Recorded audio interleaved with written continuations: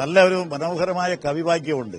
മത്വചനങ്ങൾക്ക് അറിയാമല്ലോ, ഉദ്ദേശശുദ്ധിയാൽ മാപ്പ് നൽകണം എന്നുണ്ട്. മദ്വചനങ്ങൾക്കും ആർദ്രവമില്ലെങ്കിൽ ഉദ്ദേശശുദ്ധിയാൽ മാപ്പ് നൽകൂ എന്നൊരു വരിയുണ്ട്.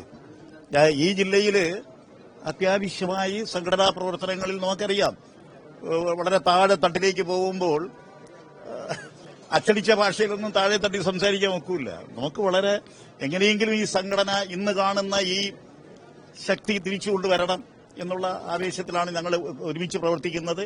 ശക്തന്റെ പ്രവർത്തനങ്ങൾക്ക് പൂർണ്ണമായ പിന്തുണ ഈ ജില്ലയിലെ എല്ലാ പ്രവർത്തകരും ശക്തന്റെ പ്രവർത്തനത്തിന്. കാരണം ഈ ജില്ലയെ അറിയാം, ഈ ജില്ലയിലെ നേതാക്കളെയും പ്രവർത്തകരെയും അറിയാം.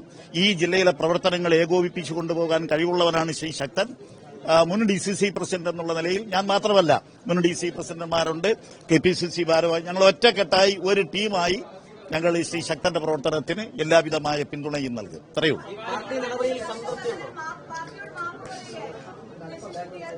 അല്ല, അതിനെ സംബന്ധിച്ച് അന്വേഷിക്കാനായിട്ട് KPCC ഒരു ചുമതലപ്പെടുത്തിയിട്ടുണ്ട്. എങ്ങനെ വേണമെങ്കിലും വ്യാഖ്യാനിക്കാം. എങ്ങനെ വേണമെങ്കിലും വ്യാഖ്യാനിക്കാം.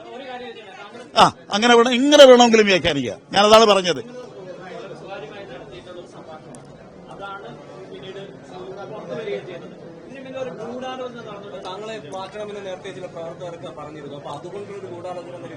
ഞാൻ ഒരു 55 വർഷം കൊണ്ട് ഈ ജില്ലയിൽ പ്രവർത്തിക്കുന്ന ഒരാളാണ്. എനിക്ക് അങ്ങനെ ഒരു അഭിപ്രായമില്ല. ആരെങ്കിലും ഗൂഢാലോചന കൂടിയിട്ടാണ് ഒരു പ്രവർത്തകനോട് പ്രവർത്തകനല്ല, ബ്ലോക്കിന്റെ സെക്രട്ടറിയാണ്. ബ്ലോക്കിന്റെ സെക്രട്ടറിയോടാണ് DC പ്രസിഡന്റ് സംസാരിക്കുന്നത്. അത് ചോർന്നത് എങ്ങനെ, ആ ചോർന്നതിന് ശേഷം ഉണ്ടായ സംഭവവികാസങ്ങളതാണ്. സ്വാഭാവികമായും അതിനകത്ത് വലിയ ഗൂഢാലോചന നടന്നു എന്നുള്ളതല്ല. അത് പാർട്ടി അന്വേഷിക്കാൻ പറഞ്ഞു കഴിഞ്ഞു, പാർട്ടി അന്വേഷിക്കും. ആ പാർട്ടി അന്വേഷിക്കുന്ന ഫൈൻഡിങ്സ് എന്താണോ അത് കേൾക്കാൻ ഞങ്ങൾ ബാധ്യസ്ഥരാണ്. ഞങ്ങൾ പാർട്ടി പ്രവർത്തകരായതുകൊണ്ടാണ് ഇതെല്ലാം ഞങ്ങൾ അനുസരിക്കുന്നത്. ഞങ്ങൾ പാർട്ടിക്ക് അകത്ത് നിൽക്കുന്നവരാ.